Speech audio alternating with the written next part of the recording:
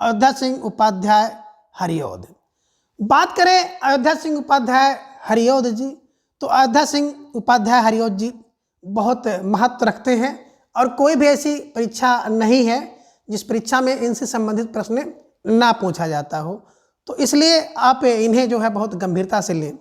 अब बात करें अयोध्या सिंह उपाध्याय हरिऔध की, तो इनका जन्म समय जो है 1865 ईस्वी में इनका जन्म होता है, 1927 ईस्वी में इनका देहांत होता है और डॉक्टर गणपत चंद्र गुप्त जी ने इन्हें आधुनिक युग का सूरदास कहा है। तो मोटी बात दिमाग में रखिए, जन्म समय, हाँ सर, जन्म समय 1865, मृत्यु समय 1947 में गणपत चंद्र गुप्त जी ने इनको क्या कहा, आधुनिक युग का सूरदास कहा है।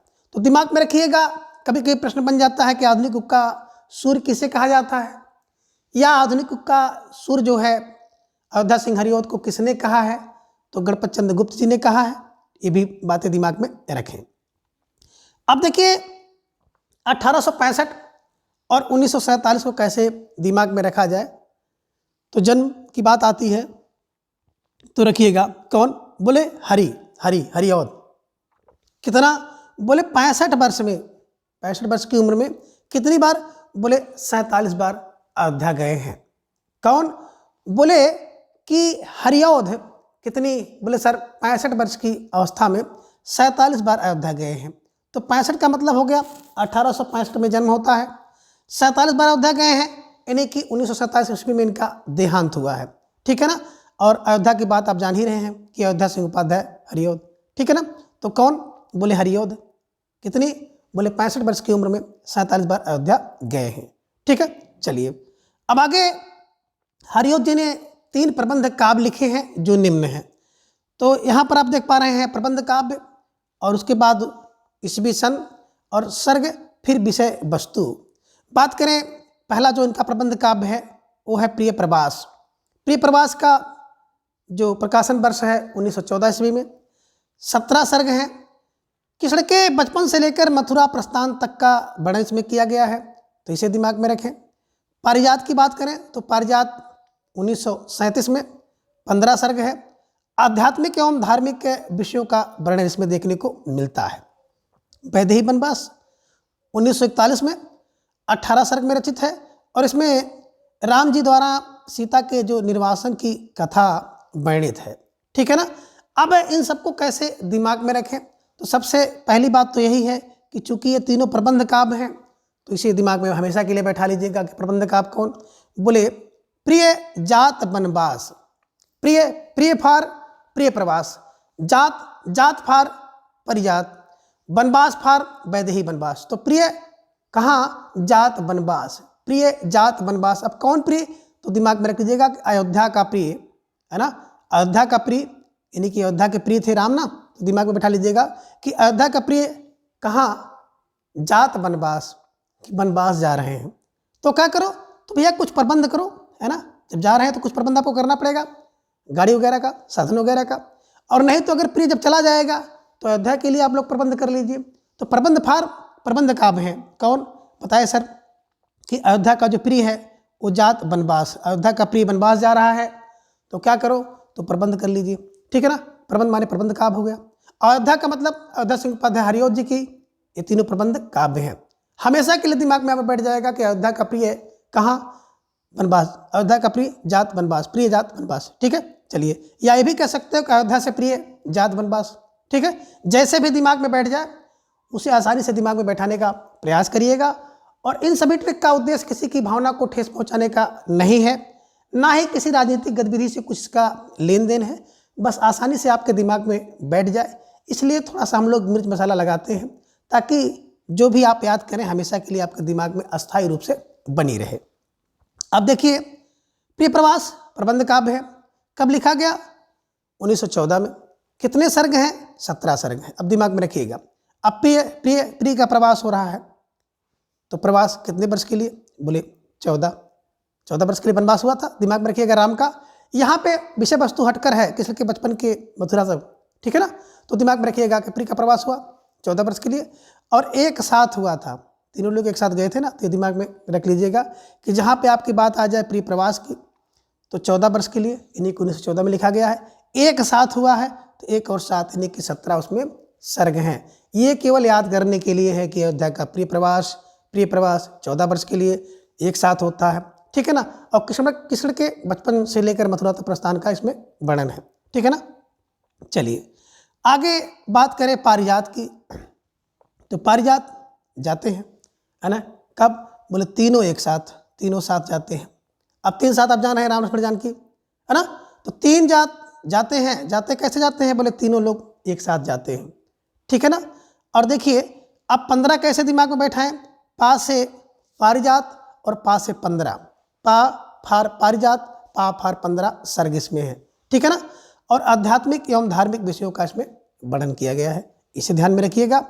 और वैदेही वनवास की बात करें तो 1941 में लिखा गया है, 18 सर्ग है, इसको भी आप जानते हैं।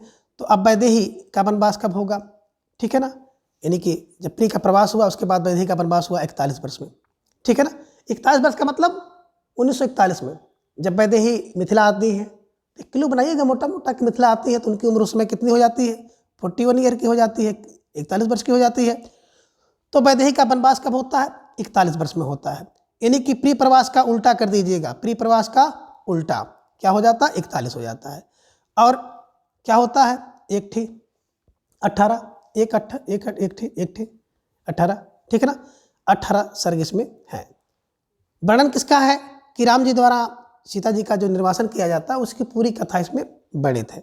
तो इसे दिमाग में रख लीजिएगा कि आपने देखा कि प्री का प्रवास 14 वर्ष के लिए एक साथ होता है। परिजात जाते तीनों कैसे हैं? तीनों साथ जाते हैं। और पाफार परिजात पाफार 15 सर्ग है। वैदेही का वनवास 41 वर्ष की उम्र में होता है। 1941 में क्या होता है? 1 ठी 18 सर्ग है, ठीक है ना। 17 18 15 दिमाग में रखिएगा, 17 18 15 ये आप कर लीजिएगा कि 17 15 18, ठीक है, दिमाग में बैठाइएगा। 17 में कोई दिक्कतें नहीं, एक साथ जाते हैं, ठीक है ना। पाफार परिजात पाफार 15 कर लीजिएगा। और वैदेही वनवास 1941 वर्ष में 18, ठीक है ना, 18 सर्ग उसमें है, ठीक है। चलिए अब आगे बात करते हैं हम लोग प्री प्रवास के बारे में। थोड़ी सी बातें हैं कि प्री प्रवास को खड़ी बोली हिंदी का प्रथम महाकाव्य माना जाता है, इसको प्री प्रवास को। और इसी प्री प्रवास का सर्वप्रथम नाम था ब्रजांगना विलाप। और यह संपूर्ण काव्य संस्कृत के वर्णवृत्त पर आधारित है। मोटी बात क्या? हाँ सर, मोटी बात यही है कि प्री प्रवास क्या है? खड़ी बोली का प्रथम महाकाव्य है, ठीक है ना। खड़ी बोली का प्रथम महाकाव्य प्री प्रवास। और किसने लिखा है? तो अयोध्या सिंह उपाध्याय हरिऔध, ठीक है ना। अयोध्या से प्री जा रहा है ना, दिमाग में रखिएगा। और प्री प्रवास का सबसे पहले जो इसका नाम था वो था ब्रजांगना विलाप। देखिए जब प्रवास होगा किसी का, प्री का होगा, तो लोग विलाप करेंगे, बस दिमाग में से बैठा लीजिएगा कि पहले विलाप होगा, ठीक है ना। तो ब्रजांगना विलाप। और संपूर्ण काव्य जो है संस्कृत के वर्णवृत्त पर आधारित है, इसे भी दिमाग में रखिएगा।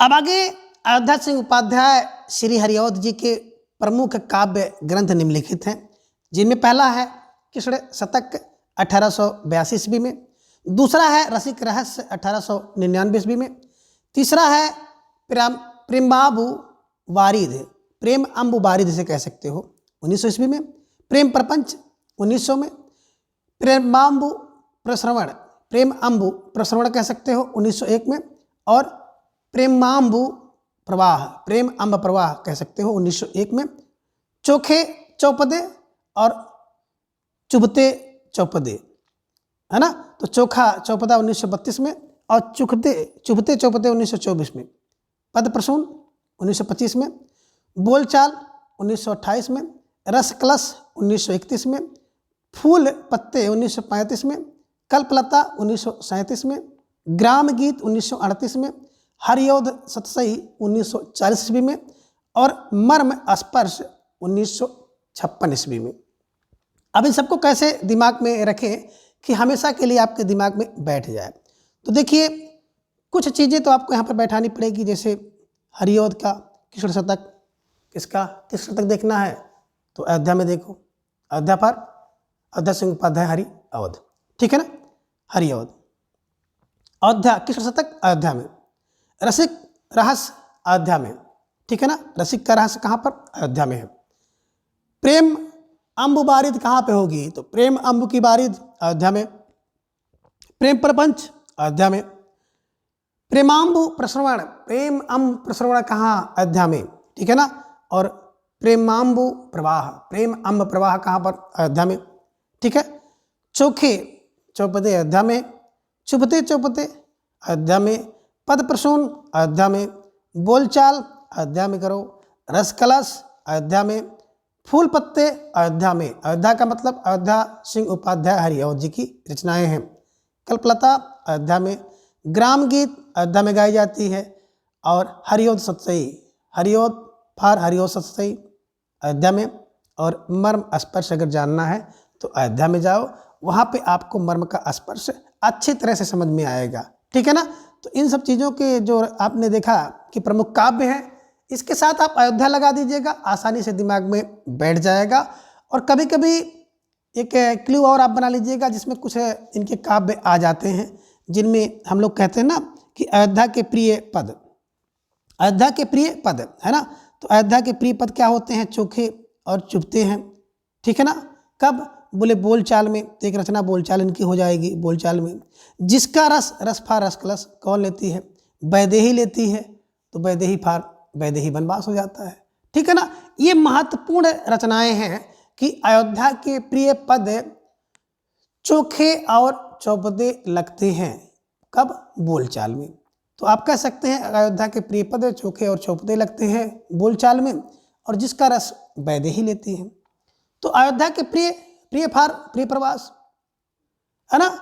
अब चोखे चोखे पद, चौपदे चौपदे पद, बोलचाल, बोलचाल इनकी एक रचना है जो कि मुहावरा में लिखी गई है। जिसका रस वैदेही लेती है, तो रसकलश और वैदेही वनवास इनकी प्रमुख रचनाएं हैं। तो ये महत्वपूर्ण रचनाएं हैं। इसे एक क्लू में हम लोगों ने देखा कि अयोध्या के प्रिय पद चोखे और चौपते लगते हैं, जिसका रस वैदेही लेती हैं, ठीक है।